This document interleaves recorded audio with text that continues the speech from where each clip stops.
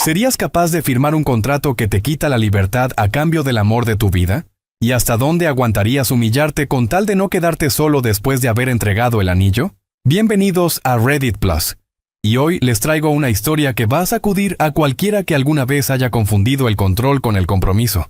Este hombre entregó años de su vida al hospital.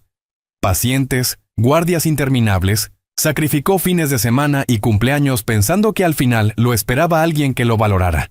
Pero cuando por fin se arrodilló frente a la mujer que creía conocer, ella sacó de la bolsa una hoja doblada con 10 condiciones escritas a mano. La cuarta le exigía renunciar a su carrera. La 10ª era tan descarada que les va a erizar la piel. Lo que él hizo en los siguientes 30 segundos cambió todo. Toma tu bebida, abróchate el cinturón, que el viaje está por comenzar. La hoja temblaba entre mis dedos, pero no era yo el que temblaba. Era el papel, porque mis manos, extrañamente, estaban firmes, como si el cuerpo supiera algo que mi cabeza todavía se resistía a aceptar. Frente a mí, Liliana me miraba con esa sonrisa que siempre me había parecido tierna, y que en ese momento, bajo la luz amarilla de una banca en un jardín de Montpellier, se veía como la sonrisa de alguien que acaba de cerrar un negocio. El anillo todavía brillaba en su dedo anular. Llevaba ahí menos de 4 minutos, y yo ya estaba pensando en cómo quitárselo. Déjenme regresar un poco porque si empiezo por el final nadie me va a creer. Mi nombre no importa tanto como la rutina que tenía antes de conocerla. Residente de 3er año en el Hospital Juárez en la Ciudad de México. 30 años recién cumplidos, ojeras permanentes, y un café de Oxxo que ya era prácticamente parte de mi sistema circulatorio. Había días en que salía del hospital y no sabía si era martes o sábado, si había amanecido o si estaba anocheciendo. Mi mamá, allá en Pachuca, me marcaba 2 veces por semana nada más para escuchar que seguía vivo. «Mijo, come», me decía, como si fuera la única instrucción médica que yo necesitaba, y luego se quedaba en silencio del otro lado, respirando, como si supiera que yo no iba a obedecer, pero quisiera dejarlo claro de todos modos. La medicina era todo, pero también era un vacío, porque llegaba a mi departamento en la Roma Sur, de esos departamentos chiquitos con la cocina pegada a la sala, me quitaba la bata, la colgaba en el mismo gancho de siempre, y la cama estaba vacía. Abría el refri y solo encontraba media botella de agua mineral y un tupper con comida de mi mamá, que ya llevaba 3 semanas ahí. Uno a los 30 empieza a preguntarse para qué tanto, para quién tanto. ¿Qué sentido tiene salvar vidas si uno mismo se siente como un fantasma caminando por los pasillos del propio departamento? Esa pregunta me perseguía sobre todo las noches de guardia, cuando terminaba de atender a una familia destrozada por una mala noticia y regresaba al cuarto de residentes a comer una torta fría sin hablar con nadie. La conocí en un viaje a Real de 14. Había logrado juntar 5 días seguidos de descanso, algo que en mi mundo es casi un milagro, y me fui solo, sin plan, sin reservación. Quería oler algo que no fuera desinfectante. Ella iba en el mismo tour al pueblo fantasma. 28 años, diseñadora de interiores, de Guadalajara pero viviendo en Polanco hacía 3 años. Empezamos a platicar porque el guía era insoportable y nos reímos de lo mismo al mismo tiempo. Esas carcajadas que salen sin permiso. Liliana tenía una forma de hablar que me hipnotizó desde el primer día. Directa, sin rodeos, como si cada palabra que soltaba ya la hubiera ensayado frente al espejo. En ese momento yo lo interpreté como seguridad. Hoy sé que era otra cosa. Regresamos a la Ciudad de México y la relación arrancó a 90 km/h. Cenas en la Condesa, escapadas a Valle de Bravo, tardes en las que ella se aparecía en la sala de residentes con comida de la casa de Toño, porque sabía que no había comido nada. Mis compañeros me molestaban. Ya cayó el doctor, ya cayó. Yo me reía. Pensaba que estaba cayendo en algo bueno. Mi mejor amigo, Rodrigo, un anestesiólogo con el que llevaba tragando guardias desde la universidad, fue el único que me jaló del brazo una noche en una cantina de la Doctores. «Güey, no mames. 11 meses. Apenas la estás conociendo. No le des el anillo todavía». Le contesté que él no entendía, que cuando uno sabe, sabe. Me terminé la cerveza convencido de que yo tenía la razón. Qué ingenuo fui. La pedida la planeé durante 3 semanas. Junté mis ahorros, pedí un adelanto, y compré un anillo en una joyería de Polanco que me dejó sin respiración al ver el precio, pero valía la pena. Un solitario sencillo, elegante, sin exageraciones. Decidí que el momento tenía que ser especial, distinto, fuera del ruido de la ciudad, y recordé que ella siempre hablaba del sur de Francia, de los pueblos amarillos, de la lavanda. Así que rompí el cochinito completo y saqué 2 boletos a Montpellier. Cuando le dije que nos íbamos, se le iluminaron los ojos de una manera que yo interpreté como amor puro. Saltó a abrazarme. Me dijo que era el mejor hombre del mundo. Me lo dijo varias veces ese día.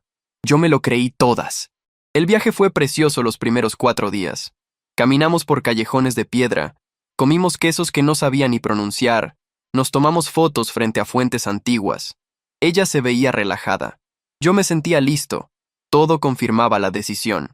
El 5.º día, al atardecer, la llevé a un jardín pequeño que había encontrado por Google Maps la noche anterior. Un lugar con muy poca gente, con una banca de hierro bajo un árbol enorme. Le pedí que se sentara.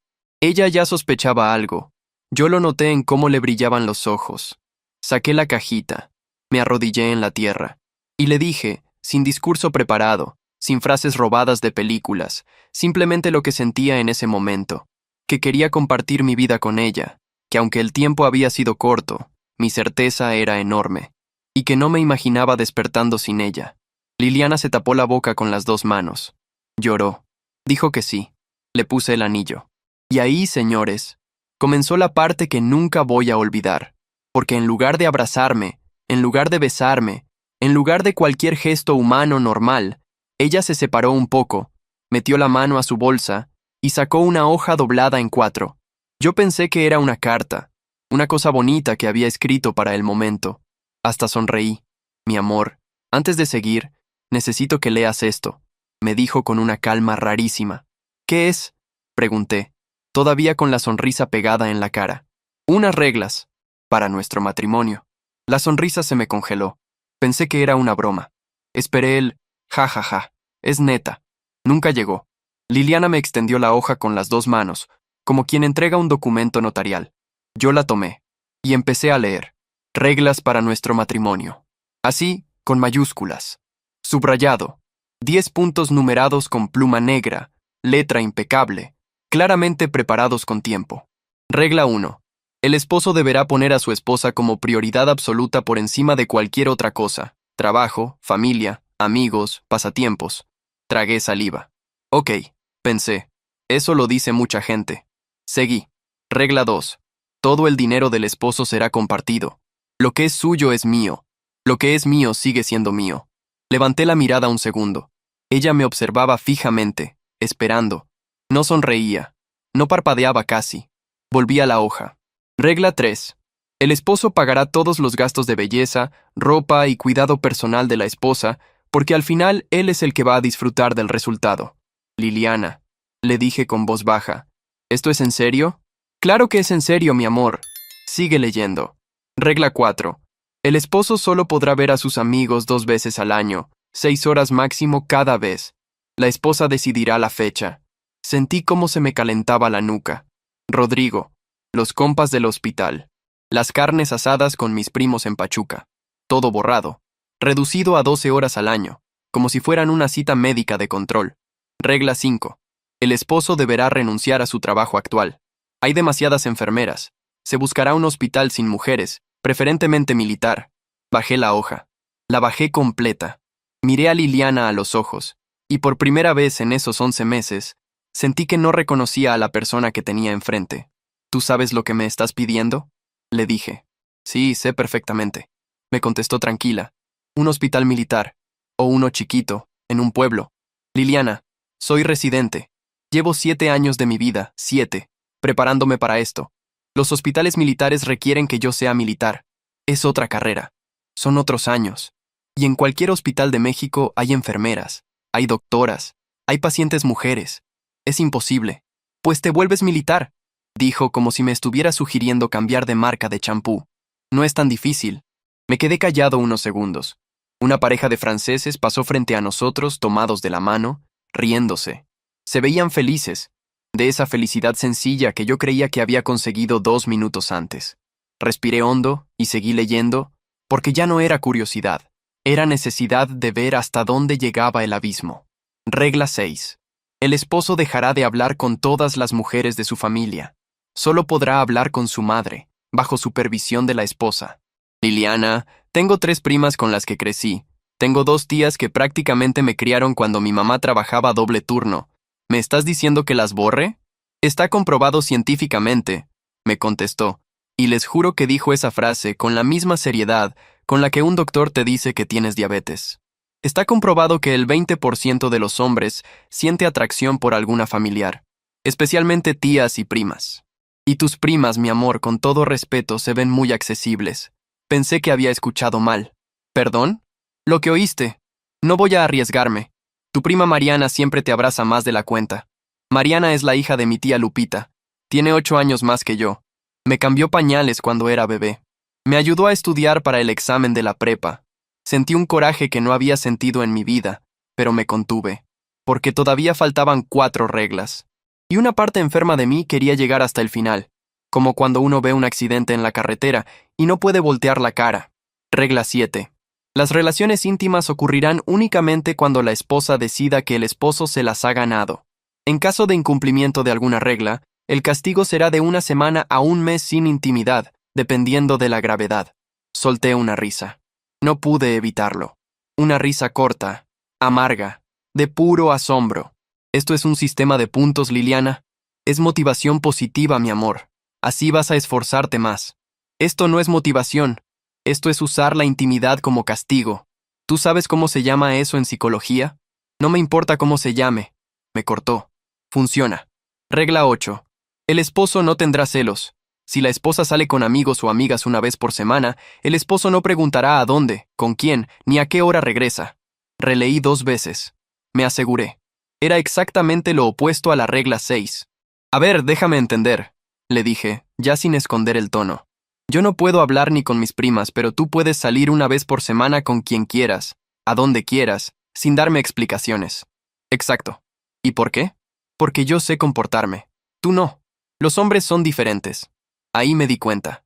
Ahí, en esa banca de Montpellier, con el olor a lavanda en el aire y una hoja arrugada en la mano, me cayó el 20. Yo no le había propuesto matrimonio a Liliana. Le había propuesto matrimonio a un personaje que ella había construido durante 11 meses. Y el personaje ya se había quitado la máscara. Y empecé a repasar cosas. Pequeñas cosas que en su momento ignoré. La vez que dijo que no le gustaba a mi amiga Paulina del hospital, porque se ve medio coqueta, cuando Paulina tiene esposo y 2 hijos. La vez que revisó mi celular de juego y se quedó callada el resto de la noche porque vio un mensaje de mi prima felicitándome por mi cumpleaños. La vez que sugirió que mejor no fuera a la posada del hospital porque seguro iba a haber alcohol y ya sabes cómo son esas cosas. En el momento, cada una de esas señales las interpreté como amor, como preocupación, como interés. Ahora, con la hoja en la mano, las veía como lo que eran.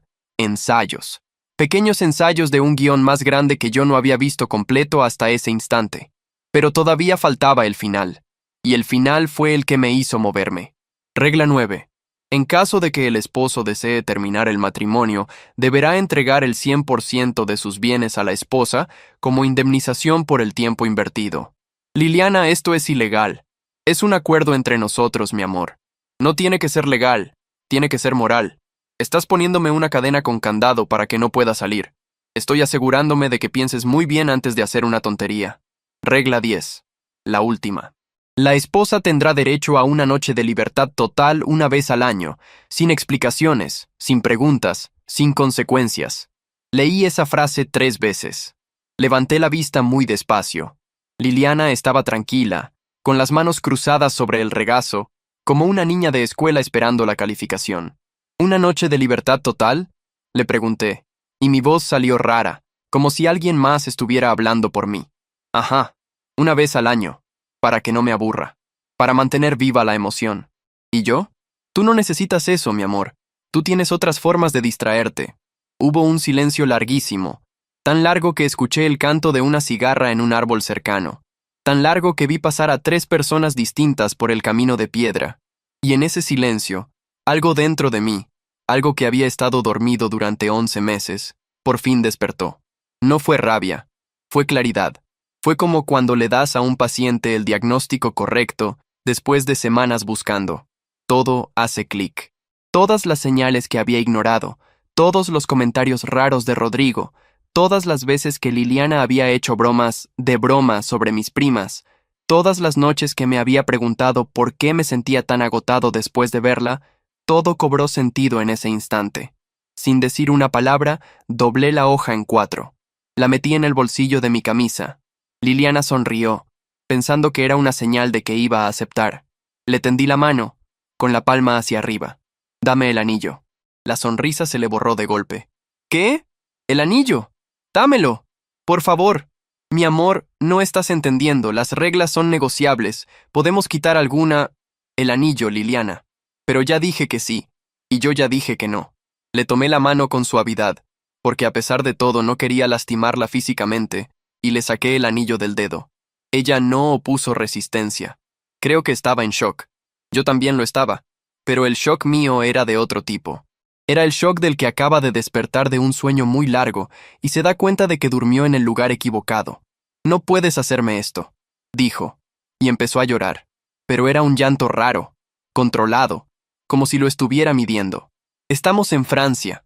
Es nuestra pedida. Llevamos 11 meses. 11 meses en los que tú planeabas esto. Le respondí, señalando mi bolsillo donde estaba la hoja. ¿Cuánto tiempo llevas escribiendo esas reglas, Liliana? ¿Semanas? ¿Meses? Dime la verdad al menos en esto. Ella no contestó, y su silencio fue la confesión más clara de todas. Pensaste que con el anillo puesto yo iba a aceptar cualquier cosa. Continué. Pensaste que el miedo a quedarme solo, el miedo a haber invertido 11 meses, el miedo al ridículo de cancelar una boda antes de que empiece, iba a ser más grande que mi dignidad. ¿Y sabes qué? Por un segundo casi tuviste razón. Por un segundo pensé en firmar, en negociar, en convencerme de que podía vivir así. Pero no, por favor, susurró. Me levanté de la banca. Guardé el anillo en el bolsillo del pantalón. Me sacudí la tierra de las rodillas. Voy a regresar al hotel. Mañana tomo un vuelo. El tuyo está pagado hasta el domingo. Puedes quedarte si quieres o adelantarlo. Te deseo lo mejor, Liliana. De verdad. Pero no conmigo. «No puedes dejarme aquí sola», me gritó, y por primera vez sonó como una persona real y no como una actriz. Eres una mujer adulta, en un país seguro, con tarjeta de crédito y con celular. Vas a estar bien. Mejor que yo si me quedo. Caminé hacia la salida del jardín sin voltear. Escuché sus gritos detrás de mí durante unos 20 metros. Después, nada. Solo el sonido de mis propios zapatos sobre las piedras y el canto de esa cigarra que me había acompañado durante toda la lectura. Llegué al hotel caminando. 40 minutos. No tomé taxi porque necesitaba sentir cada paso. Pasé frente a cafés donde la gente cenaba, frente a parejas que se besaban en las esquinas, frente a un músico callejero que tocaba un acordeón lento y triste que me acompañó casi 2 cuadras. Cada imagen me recordaba lo que pensé que iba a tener y lo que acababa de perder, o más bien, lo que acababa de esquivar, porque perder implica tristeza, y yo no sentía tristeza. Sentía esa sensación rara de cuando te bajas de un avión que casi se cae y pisas tierra firme otra vez. Las piernas tiemblan, pero por gratitud, no por miedo. En el cuarto, me senté en la cama, saqué el anillo y lo puse sobre la mesita de noche. Lo miré mucho tiempo. No lloré, no sentí ganas. Sentí, más bien, una especie de alivio muy raro, como cuando terminas una guardia de 36 horas y por fin te quitas los zapatos. Me quedé pensando en cuánto había trabajado para pagar ese anillo. Cuántas guardias dobles, cuántas noches sin dormir. Y paradójicamente, no me arrepentía del dinero, porque ese anillo, al final, me salvó la vida. Si no hubiera sido real, si no hubiera sido caro, si no hubiera sido un compromiso formal, tal vez Liliana nunca habría sacado la hoja. Tal vez habría esperado a la boda. Tal vez habría esperado a los hijos. Y yo me habría enterado 10 años después. Atrapado, con una carrera destruida y una familia rota. Abrí el celular y le marqué a Rodrigo. Eran las 3 de la mañana en México. «Güey, ¿qué pasó?», contestó con voz dormida. «Tenías razón», le dije. Se quedó callado un segundo. «¿Qué tan mal? Te cuento cuando regrese. Solo dime una cosa. Dime, ¿el 20% de los hombres siente atracción por sus primas?». Rodrigo empezó a reírse tanto que pensé que se iba a ahogar. «¿Qué mamada es esa, güey? ¿De dónde sacaste eso? Cuando regrese te cuento». Colgué. Me acosté con la ropa puesta. Y dormí, por primera vez en meses, 8 horas seguidas. El vuelo de regreso lo cambié pagando una penalización que me dolió más en el orgullo que en la cartera. Cuando llegué al aeropuerto de la Ciudad de México, le escribí a Liliana un mensaje corto. Por favor, no me busques. No hay nada que negociar. Cuida tu salud mental, de verdad. Bloqueé el número después de mandarlo. 2 días después, mi prima Mariana me llamó porque mi mamá le había contado algo. Le expliqué lo que había pasado, incluyendo la regla 6, incluyendo lo del 20%. Mariana se quedó muda del otro lado del teléfono. Después soltó una carcajada que yo no sabía que tenía dentro. Primo, esa mujer estaba mal de la cabeza. Qué bueno que corriste. Corrí. Sí, corrí con todo el peso del anillo en el bolsillo y con toda la ligereza de haber tomado la mejor decisión de mi vida. Y cada vez que pienso en esa banca de Montpellier, no pienso en el dolor, pienso en la suerte. Porque la verdad puede llegar en cualquier momento. A veces llega tarde, a veces llega a tiempo, y en mi caso, llegó doblada en 4, escrita con pluma negra, justo cuando todavía podía darme la vuelta. Lo que esta historia nos enseña es que el control disfrazado de amor es una de las formas más sutiles y peligrosas de manipulación. Liliana no esperó a estar casada para imponer sus reglas, las escribió antes. Eso no es inseguridad, es un plan. Y el protagonista tuvo la valentía emocional que pocos tienen. Reconocer que 11 meses de inversión emocional no valen más que una vida entera de libertad. La dignidad, a veces, pesa más que el miedo a la soledad. Nunca ignoren las señales pequeñas que aparecen antes del compromiso grande. Los comentarios en broma sobre sus amigos, los celos disfrazados de cuidado, las insinuaciones sobre su familia. Todo eso son avisos. Un matrimonio no se negocia con reglas unilaterales, se construye con acuerdos mutuos. Si alguien les entrega condiciones antes del sí, el sí ya estaba condenado desde el principio. ¿Qué habrían hecho ustedes en esa banca de Montpellier? ¿Habrían tenido el valor de quitarle el anillo del dedo? ¿O habrían intentado negociar por miedo al ridículo? ¿Conocen a alguien que haya aceptado reglas absurdas con tal de no quedarse solo? Déjenme saber en los comentarios cuál de las 10 reglas les pareció la más enferma. Y si creen que Liliana merecía una segunda oportunidad, o si él hizo lo correcto al no mirar atrás, los estaré leyendo y dando corazón.